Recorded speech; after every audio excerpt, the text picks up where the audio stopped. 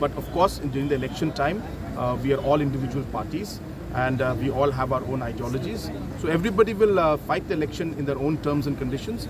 Even every party will fight, whichever seats they feel appropriate.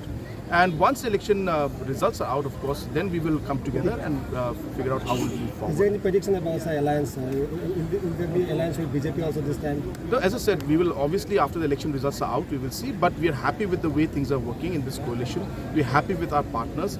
I'm sure the partners also happy.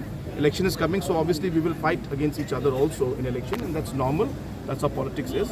But in the interest and large interest of the state, we will decide and how to move forward. And yes, since our coalition has worked very closely, we are positive that we'll be able to continue in the future. What's a recent development in the... That we have our ideology, which is based on the Northeast identity, and we always have focused that there has to be a platform and a voice for the Northeast.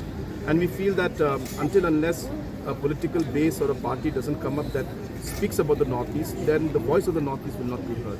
And that is the basic ideology that guides the National People's Party. And hence, when it comes to elections, we fight our elections on those principles and those terms. And we go to the people with those. And even in this election also, whether it's Manipur or Meghalaya or Nagaland or Tripura, that's the ideology with which we go to the people. And then we let the people decide on what outcome of the election. So, TMC may emerge as a